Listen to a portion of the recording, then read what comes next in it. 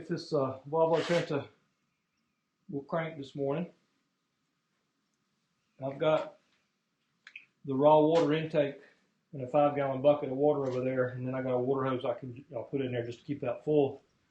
I don't like to put the water hose straight to the raw water intake hose because you can blow a seal on your water pump, mess up your impeller, end up with water in your oil. So it's a good idea just to let it naturally pull water from an open bucket like that. That's how it's designed to. And you just pull, not being under pressure. And then, like I said, the water hose just fills up the bucket, keeps it full. I've got a 18mm wrench here handy just in case I can't get it to shut off or whatever. I can break the high pressure fuel line there where it'll start sucking air and it should cut off. I've got this cup here that I can use to put over the air intake to shut off airflow, to slow it down if I need to, if it tries to run away. It does have a little hole in the back of the breather in case this ever gets clogged. It still lets it pull a little air so it can still run. So I'll have to block that off too. I've got a raglet in there. I can just stick over that. So hopefully it'll run. But I have not pulled the injector pumps out yet, so that I know they're still a known problem. but like I said, this motor had several issues when I got it.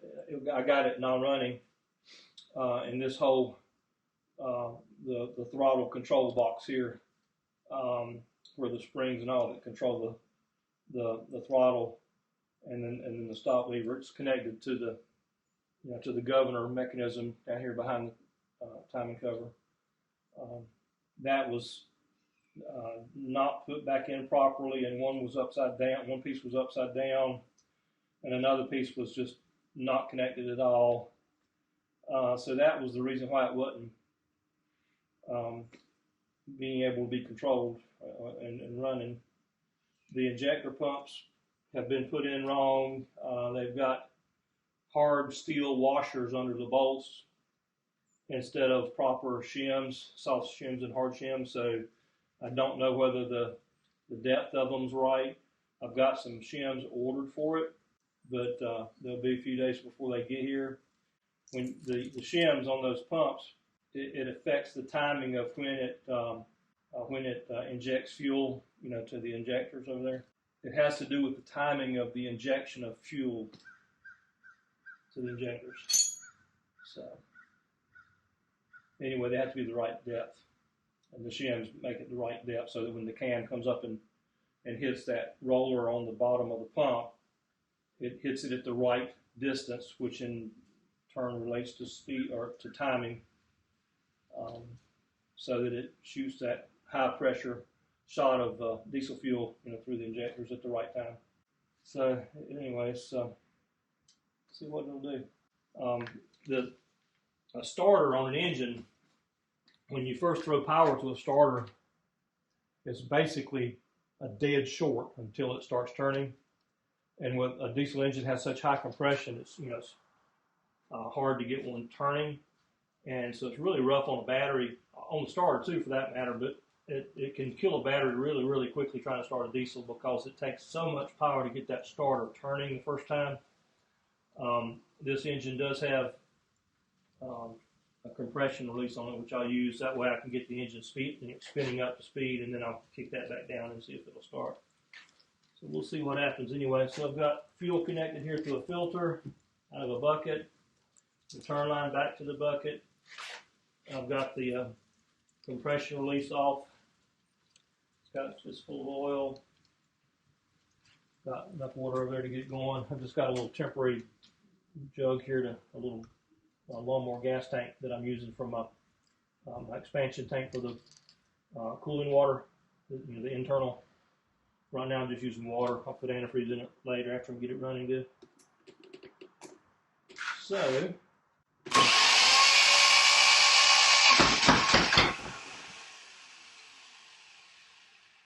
and you don't want to ever use that compression release to cut an engine off, Not unless it's a last resort, last ditch effort, because you can actually tear it up.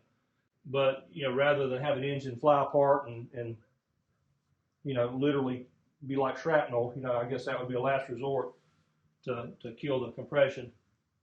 But doing it knowing that you're probably going to mess up the top end of your motor. Switches a little bit.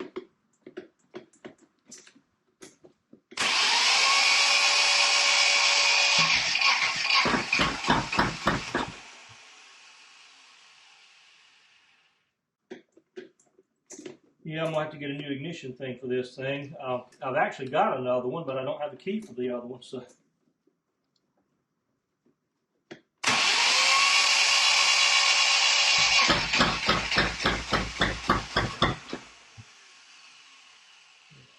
It wants to run.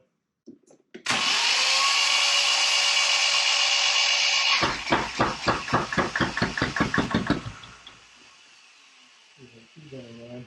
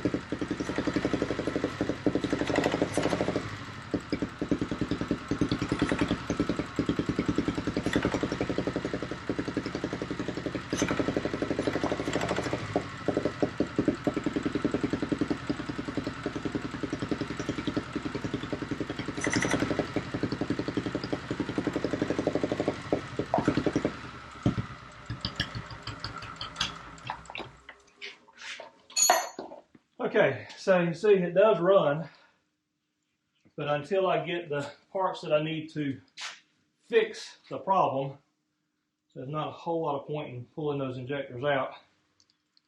Like I said, I know what the problem is, but until I get new shims to put them back in with, there's no point in pulling them out and putting them back in with no shims. So, I just want to show you that it does run. It actually runs good. It's got good oil compression. But, you know, it's running at 2,500 RPM, and you can't shut it down. And that's because the fuel, on the injector pumps, there's a little a little, like a knob that sticks out that turns on the shaft of the pump that controls the amount of fuel that the pump sends out to the injectors. And those are not in the little control rod.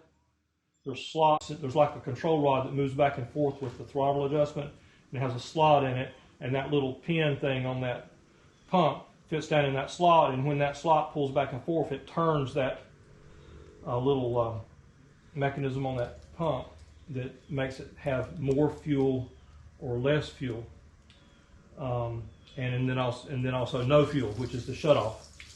But they're not in those little slots in that rail. And so when the rail moves back and forth, it's not moving the injectors. They're just where they are. And so I don't know whether the injectors will need rebuilding or whether they are actually working but just not in the slot. It's actually kind of common that people put these things back together and not realize that that little ear that sticks off that thing with that little pin in it has to go in that slot. When you put that injector pump in there, you have to get it aligned just right so that it falls in that little slot in that control rod.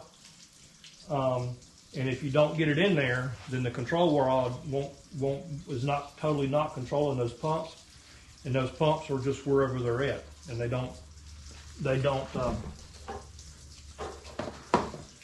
you have no control whatsoever over not only your throttle but also your stop.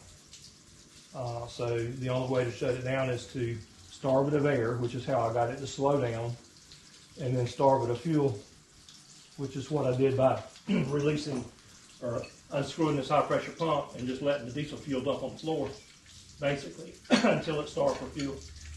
I'll tighten that back up so I won't forget about it.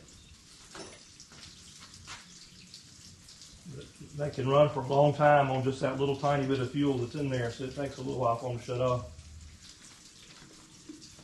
Of course, it wouldn't have hurt anything if it ran for a little while, because it wasn't set to run that high of an RPM. But the problem is when you crank an engine like that, you don't ever know what position the fuel rail is going to be in, the control rail, the control rod. It could have just as easily been wide open, or worse, it could have been in here. There's a maximum fuel limiter, and if that's out of whack, then the engine can just keep revving higher and higher and higher and blow itself apart. So, you don't really want to crank them when they're uncontrollable if you can help it. But like I say, just wanted to show you that it actually is a good engine. It's just a matter of just getting this control rod and throttle linkage and all that proper, and those those high pressure injection pumps set up like they're supposed to be. After that, it should be a good motor. Like I said, I've got some parts ordered. They're coming from overseas. They come from over in Europe. So it might be a week or two before I get the parts, and then I'll get back to it. But so that's all I'm doing to it. I just wanted to show you that yes, it does run. Runs good. Should be a good engine. I'm still thinking about possibly putting this other engine in that sailboat though, in that Pied Piper 28. This one's 18 horsepower. This Westerbeek over here is 21 horsepower. It's a little bit newer engine. Has almost no hours on it. It's only got 200 something hours on it. So it's not a new engine by no stretch. But it's newer than this one. But it also has almost no hours on it. And I come out here and crank it about once a year. I come out here and crank it. It's been sitting in my shop for about 3 years now. So I need to do something with it. So I actually may end up putting that motor in that boat and then using this motor because it's smaller and something else I've got. So I wouldn't mind putting that engine right there in that little Sailmaster 22 that I've got, or even in that Com-Pac 23. I've put diesel engines in a couple of Com-Pac 23s with very good success. I even put a diesel engine in a Com-Pac 19 once, and that actually worked okay too. Anyway, There it is.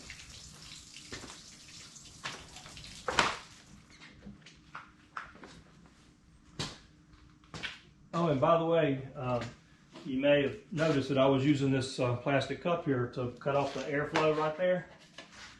In a situation where you've got a motor you can't turn off, you might be tempted to put your hand over that right there. Don't do it. It can really mess your hand up because that's a tremendous amount of suction right there. And at the very best, you're going to probably put a pretty bad red spot on your hand or a big 1.5-inch blister on your hand. But it actually can do some serious damage to your tissue there if you hold it on there for a long time. So I usually try to have something handy.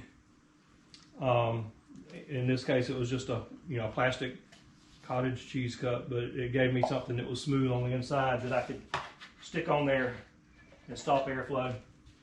And like I said, then I just had that little rag that I was using to stop up that little tiny emergency air hole at the back there, because it'll get enough air through that little tiny hole back there to continue to run. But you have to be careful and don't put something in there that's going to suck up into the engine either, which is why the great big old rag. So anyway, that's it.